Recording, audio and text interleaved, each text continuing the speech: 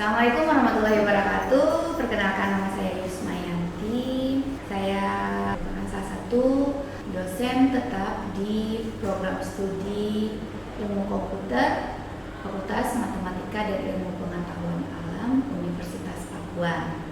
Saat ini saya diberikan tugas untuk memegang mata kuliah Statistika Informatika. Dalam mata kuliah ini, berdasarkan 11 CPL yang dimiliki oleh Prodi, untuk mata kuliah statistika ini dibebankan 2 CPL, yakni yang CPL kedua dan CPL kelima.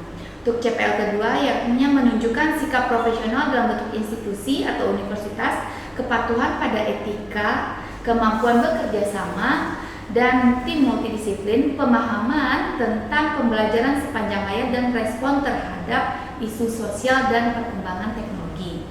CPL yang keduanya yakni menguasai konsep teoritis bidang pengetahuan ilmu komputer atau informatika dalam mendesain dan menstimulasi aplikasi teknologi multi-platform yang relevan dengan industri dan masyarakat. Dari 2 CPL ini dapat diturunkan menjadi 3 buah CPMK. Dari CPL 1 diturunkan menjadi CPMK 1, yakni menjelaskan pengertian statistika, konsep dasar, pemodelan matematika dan pemodelan statistika, statistika deskriptif, peubah, populasi, dan sampel parameter. Kemudian dari CPL kedua diturunkan menjadi 2 buah CPMK, yakni menganalisa konsep teori peubah dan peluang serta penggunaannya dalam distribusi pengenalan teknik sampling. Dan yang CPMK ketiga itu menggunakan teknik probabilitas pengolahan data, menggunakan distribusi normal, chi-square, serta interval kepercayaan, serta uji regresi dan uji korelasi. Mata kuliah statistika ini memiliki bahan kajian yang terdiri dari prinsip dasar statistika, distribusi frekuensi, proses penyajian data dan pengolahan data, probabilitas, distribusi normal, distribusi T-student dan chi-square, kemudian interval kepercayaan, kemudian analisis regresi, analisis korelasi, beserta analisis of variance, serta diakhiri dengan uji hipotesis. Pada materi konsep dasar statistika, mahasiswa diberikan pemahaman mengenai dasar-dasar dari sebuah statistika, mulai dari pemahaman data, jenis-jenis data, kemudian bagaimana cara melakukan penyusunan data secara sederhana. Kemudian untuk distribusi frekuensi, ini terfokus pada penghitungan data untuk data berkelompok, yakni data dengan jumlah lebih dari 30 data. Mahasiswa akan diberikan penganalisaan bagaimana menarik sebuah kesimpulan berdasarkan data yang ada. Kesimpulan yang dimaksud adalah kesimpulan secara deskriptif yang mendasar, yakni menentukan nilai median, modus, rata-rata, kemudian ketepatan menjelaskan penyusunan tendensi atau kecenderungan data, kemudian ketepatan memahami tentang jenis-jenis distribusi frekuensi yang dimiliki. Kemudian untuk materi yang ketiga mengenai teknik penyajian data, mahasiswa diberikan materi mengenai ketepatan mengenai cara menyajikan data, baik data tunggal ataupun data berkelompok. Untuk data tunggal tentunya jumlah data ini kurang dari 30 data. Sedangkan untuk data berkelompok untuk data besar, biasanya ini menggunakan data yang real time atau data yang diambil dari sumber seperti Kaggle atau data dari BPS. Kemudian nantinya mahasiswa akan menjelaskan bagaimana cara langkah-langkah kerja yang akan akan dilakukan saat melakukan pengolahan, baik itu mulai dari awal menganalisa data dari berbagai sumber, seandainya dia dalam bentuk numerik, nantinya bagaimana datanya dari awal maksimum, minimum, kemudian range-nya, kemudian penentuan jumlah intervalnya, jumlah kelasnya. Ini diajarkan secara mendetail dasar-dasarnya, walaupun nantinya akan dilakukan praktek menggunakan aplikasi statistika seperti SPSS. Kemudian setelah data didapatkan dan dibuatkan ke dalam bentuk tabel frekuensi, mahasiswa nanti akan diarahkan untuk menyajikan data dalam bentuk tabel distribusi, baik distribusi frekuensi relatif lebih dari, frekuensi relatif kurang dari, ataupun tabel frekuensi kumulatif, dan nanti bisa juga memberikan gambaran untuk sebuah berbagai macam diagram. Kemudian untuk materi probabilitas, mahasiswa nanti diberikan materi mengenai menghitung banyak kemungkinan pada sebuah kejadian berdasarkan frekuensi, baik secara teknik non-test dapat menghitung probabilitas berdasarkan tingkat kepercayaan. Kemudian untuk distribusi normal, materi yang akan diajarkan mengenai dasar sebuah data dinyatakan berdistribusi normal itu bagaimana, kriteria distribusi normal itu bagaimana, bagaimana mengetahui secara kasat mata bahwa data ini berdistribusi normal atau tidak. Kemudian bagaimana penanganan seandainya data tidak berdistribusi normal agar saat diolah dia sudah memiliki distribusi normal. Salah satunya dengan cara melakukan transformasi. Kemudian bagaimana menjelaskan kalau seandainya data itu sudah berdistribusi normal ternyata analisanya salah, sehingga nantinya ternyata mungkin ada beberapa pencilan yang kurang terkoreksi. Ini akan dibahas oleh mahasiswa nanti di materi distribusi normal. Kemudian untuk analisa parameter dengan pembentukan analisa, konsep regresi, korelasi, uji hipotesis, uji analisis of variance. Untuk analisis regresi, pada dasarnya mahasiswa diperkenalkan untuk mengetahui dalam sebuah analisa itu memiliki dua jenis peubah, yakni peubah bebas dan peubah terikat. Apa itu yang dimaknai dengan analisa peubah terikat, apa itu peubah bebas, kemudian bagaimana hubungannya untuk regresi, kemudian nanti ada peubah X, peubah Y, nanti apa itu hubungannya untuk analisis korelasi, kemudian nanti untuk analisis of variance, melakukan analisis variansi berdasarkan variabel yang dimiliki, kemudian nanti ditutup dengan melakukan uji hipotesis, mulai dari memberikan hipotesis, kemudian melakukan uji statistik, kemudian melakukan pengujian uji statistik dan uji tabel, kemudian diberikan kesimpulan dari hasil analisa dan pengukuran terhadap tabel yang sudah ada. Kemudian untuk materi terakhir dari statistika ini adalah mempelajari bagaimana cara pembuatan kuesioner. Untuk pembuatan kuesioner, mahasiswa nanti diarahkan untuk melakukan uji reliabilitas dan validitas. Uji validitas dan reliabilitas ini berfungsi untuk mengetahui kekekalan dari sebuah kuesioner yang ada. Berdasarkan kuesioner ini, nantinya bagi mahasiswa yang membutuhkan pembuatan kuesioner untuk penulisan tugas akhir, ini akan sangat bermanfaat, sehingga nanti mahasiswa tidak hanya menggunakan kuesioner yang sudah ada, tapi bisa membangun kuesioner dari awal. Jadi dilakukan terlebih dahulu berdasarkan tujuan pembuatan kuesioner, unsur apa saja yang akan mereka butuhkan saat pembuatan kuesioner, kemudian bagaimana cara menyusun kuesioner ini berdasarkan poin-poin ke persentase kebutuhan dari analisa yang dibutuhkan, kemudian nanti dilakukan uji reliabilitas. Setelahnya seandainya tidak pas ujinya reliabilitasnya, tidak reliable atau reliable, yang tidak reliable nanti mungkin bisa dilakukan analisa lanjut agar bisa memperoleh kuesioner yang reliable. Kemudian dilakukan uji validitas terlebih dahulu, kemudian nanti baru dilakukan uji reliabilitas, sehingga kuesioner yang didapatkan itu bersifat kekal. Untuk sistem penilaian pada mata kuliah statistika ini dibagi menjadi beberapa bagian. Yang pertama, mahasiswa akan melakukan perkuliahan dilihat dari nilai UTS, kemudian nilai UAS, Kemudian karena dalam perkuliahan ini kita ada 16 kali pertemuan, setiap 4 kali pertemuan biasanya akan dilakukan kuis atau ujian. Jadi minggu keempat itu akan dilakukan kuis untuk yang pertama. Minggu yang ke-8 adalah ujian tengah semester atau UTS. Minggu ke-12 adalah kuis kedua. Minggu ke-16 adalah UAS atau ujian terakhir. Nilai-nilainya akan terdiri dari UTS, nilai UAS, nilai kuis. Kemudian mahasiswa pada mata kuliah statistika, karena mata kuliah ini adalah mata kuliah dengan sistem SKS 3 SKS 21, maksudnya 2 SKS-nya perkuliahan tatap muka dan 1 SKS-nya dia merupakan praktikum, maka mahasiswa di mata kuliah statistika ini akan melaksanakan praktikum selama 1 semester penuh laboratorium ilmu komputer, laboratorium dasar ilmu komputer,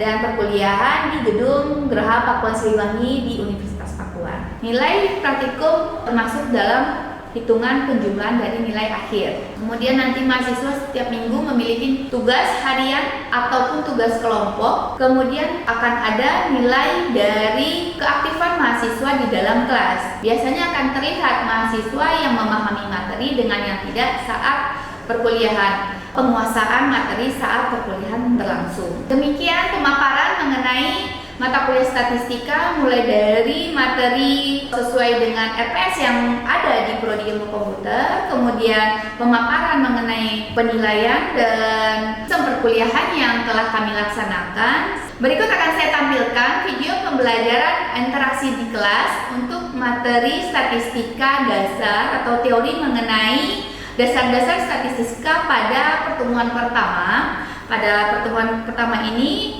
akan dibahas mulai dasar pengenalan untuk statistika bagi mahasiswa. Perkuliahan ini dilakukan secara tatap muka dan berikut videonya. Bismillahirrahmanirrahim. Assalamualaikum warahmatullahi wabarakatuh. Waalaikumsalam warahmatullahi wabarakatuh. Baiklah, untuk hari ini kita akan melakukan perkuliahan untuk materi statistika. Pada materi ini kita akan membahas metode dasar dari statistika. Sekarang kita masuk ke teori pertama, statistika secara harfiah. Pada dasarnya statistika itu adalah cabang ilmu dari matematika. Kalau kita turunkan ilmu dasar itu ada matematika, ada alam. Dan makanya MIPA gitu ya. Maka matematika itu nantinya dia akan terbagi lagi.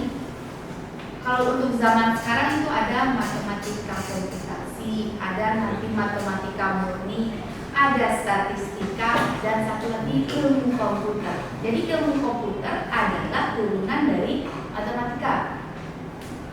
Kemudian kita akan fokus ke statistika. Apa itu statistika? Kalau matematika tadi itu akan membahas mengenai perhitungan, maka kalau komputer dia akan menghitung tentang komputasi. Sedangkan statistika ini adalah pendukungnya. Apa itu dia? Dia adalah cara kita, bagaimana cara mengumpulkan data.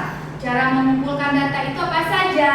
Bisa jadi bagaimana kita membangun sebuah kuesioner, bagaimana kita nantinya untuk melakukan percobaan di laboratorium, atau bagaimana kita ngambil sampel langsung ke jalan. Misalnya kamu ngambil data misalnya seperti pas lebaran, itu dihitungkan berapa jumlah mobil yang masuk ke tol. Itu sebenarnya ilmu statistika secara dasar. Kemudian cara mengolah data. Saya sudah punya data. Datanya mau diapakan? Saya punya nih data kamu. Data kamu merupakan data nilai. Kalau data nilai itu saya dari nilai ini saya bisa kasih tahu. Ini mahasiswa ini pintar, ini mahasiswa ini sedang, ini mahasiswa ini kurang. Atau secara keseluruhan satu kelas itu bisa saya bilang, oh kelas ini relatif bagus karena rata-rata nilainya di atas 75, misalnya begitu. Itu nanti setelah diolah. Kemudian disajikan. Disajikan itu apa gimana? Kira-kira kalau disajikan data itu, bentukan penyajiannya. Saya punya data, saya sajikan. Sajikannya bagaimana? Salah satu gambarannya. Bagaimana? Diagram. Apalagi? Grafik. Apalagi? Yang paling gampang itu tabel. Ya, paling sederhana itu tabel. Jadi dia disajikan. Data sudah ada, sudah nanti diinterpretasikan. Bagaimana kita memaknai dari data yang sudah ada, dari gambar yang sudah ada. Itu. Sehingga secara umum statistika itu adalah ilmu yang mempelajari dan mengusahakan agar data itu memiliki informasi yang bermakna. Sekarang, dalam statistika bisa digunakan ke semua aspek kehidupan. Apa saja contohnya? Statistika bisa digunakan ke dalam semua aspek kehidupan. Apa contohnya? Apa? Apa? Kuesioner. Kuesioner itu berarti bidang apa misalnya? Apa? Pendidikan. Apa lagi? Sosial. Kalau yang sosial contoh kuesionernya apa? Data penduduk. Bidang apa lagi? Kesehatan. Apa contohnya?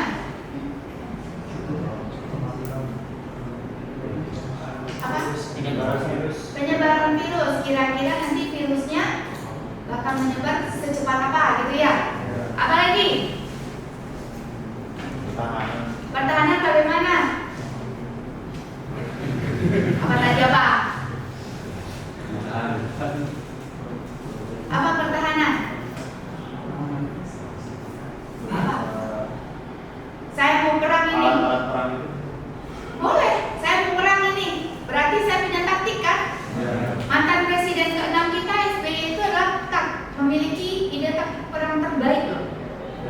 Jadi dia memiliki ilmu statistika dan matematisnya bagus. Jadi salah satunya bagaimana nih porsi yang bakal maju, apa namanya kayak di bola itu apa namanya formasinya bagaimana, kemudian senjatanya apa saja, itu harus diprediksi. Ya, itu dalam statistika digunakan sebenarnya, tapi secara aplikatif. Sekarang data kalau single namanya apa? Data. Kalau dia banyak boleh nggak saya bilang data?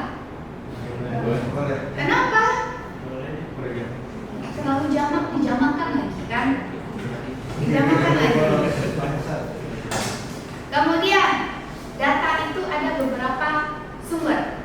Data apa? Primer. Terus? Sekunder. Contohnya?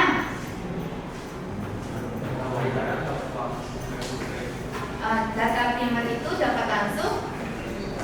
Terus data apa satu lagi? Sekunder. Dari pihak ketiga. Contohnya apa? Segel apa lagi? Apa lagi? Dari BRIN. Terus apa lagi?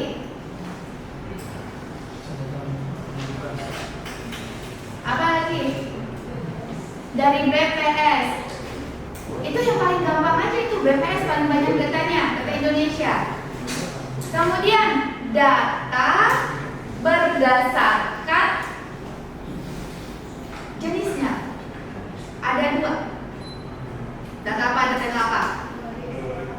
Numerik dan numerik itu yang bagaimana? Numerik kuantitatif. Kategori apa itu maksudnya? Ya itu kan kemudian nanti dia dibagi menjadi 4. Sekarang yang kategorik dulu. Kategorik apa yang masuk dalam kategorik?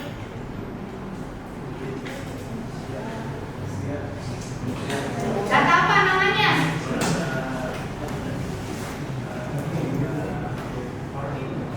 Apa satu lagi?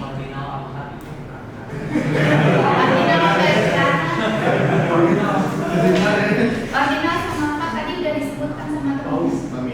Nominal sama ordinal. Nominal itu yang bagaimana? Kok angka?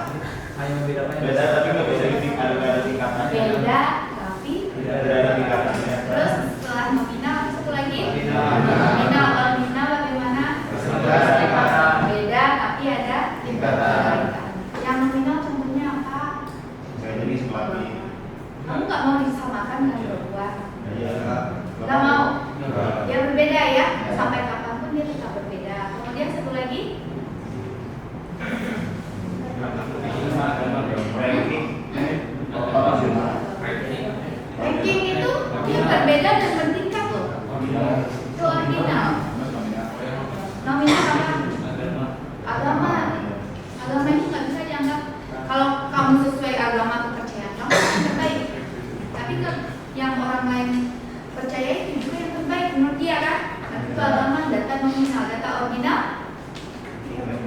Bikin. Apa lagi? Jabatan. Jabatan. Kelas. Apa lagi? Masuk. Ukuran sepatu nggak ada. Orang ukuran 15 dengan ukuran 30 itu 15 itu setengah dari ukuran 30. Tingkat pendidikan. Umur? Boleh. Umur itu dia bisa dikatakan ordinal, bisa dikatakan dia interval. Tergantung penggunaan. Kalau umur dikatakan tua dan muda, berarti itu dia menjadi ordinal. Kamu mau dikatakan tua atau muda? Muda. Muda. Kalau seandainya diukur dari orang yang umur 30-an. Tapi kalau diukur dari yang umurnya 10 tahunan, maksudnya tua gitu. Nah, kemudian yang kedua yang masuk ke dalam data kuantitatif. Interval rasio. Bagaimana itu? Interval tidak memiliki titik nol. Apa maksud tidak punya titik? Interval itu nggak bisa dikali lipat. Nggak bisa dikali lipatkan. Kecantikan seseorang bisa dikali lipatkan. Bisa? Bagaimana? Kalau itu saya butuh. Itu algoritmanya. Ya. Kemudian apa lagi data interval? Tahun lahir. Apa lagi? Apa? Suhu. Apa lagi? Hah? Umur. Nilai ujian masuk data apa?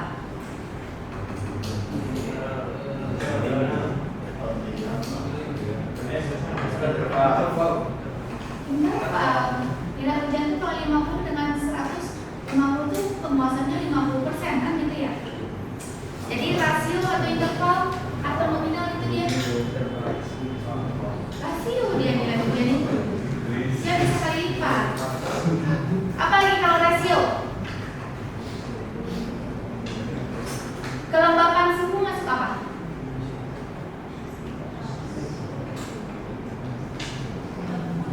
Apa?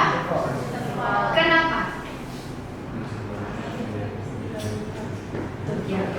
Karena dia tidak bisa dikali lipatkan, makanya dia masuk interval. Ini tadi sudah. Lanjut, populasi dan sampel. Saya mau melakukan penelitian. Kalau populasi saya adalah orang Ilkom, sampelnya apa salah satu contohnya? Sampel saya apa? Saya mau melakukan penelitian mana berapa persen mahasiswa Ilkom aktif di genap 2024-25 yang menggunakan kacamata. Sampel saya apa? Mahasiswa yang berkacamata. Bagaimana cara saya ngambil datanya?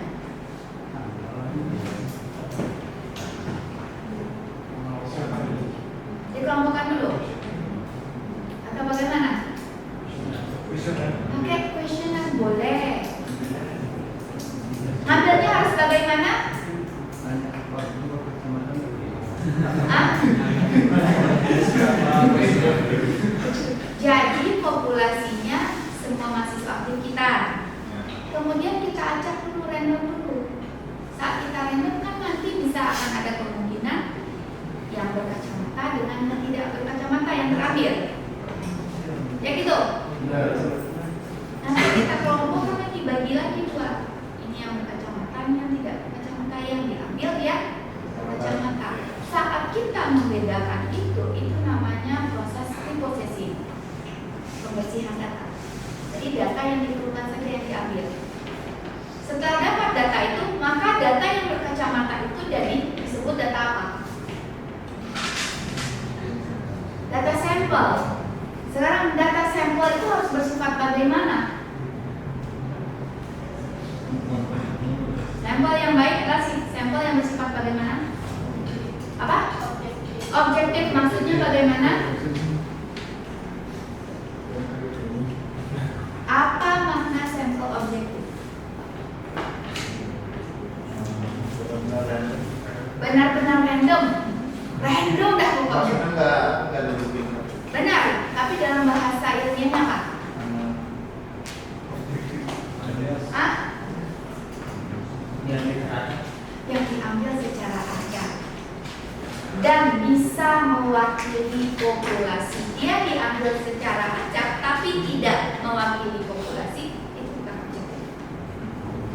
Jadi dia harus objektif, yakni diambil acak kemudian mewakili populasi. Kemudian kalau sampel tidak objektif, bagaimana efeknya? Bagaimana? Bukan datanya, tapi hasil perhitungan datanya jadinya overestimate atau underestimate. Ini perhitungan data yang pada dasarnya sebenarnya kamu sudah memahami di tingkat yang lebih bawah dahulunya untuk data tunggal. Oke, untuk kali ini cukup. Terima kasih atas kehadirannya. Assalamualaikum warahmatullahi wabarakatuh. Terima kasih telah menonton video ini. Semoga bisa mendapatkan manfaat dari perkuliahan dan video yang sudah kami tampilkan. Saya tutup. Assalamualaikum warahmatullahi wabarakatuh.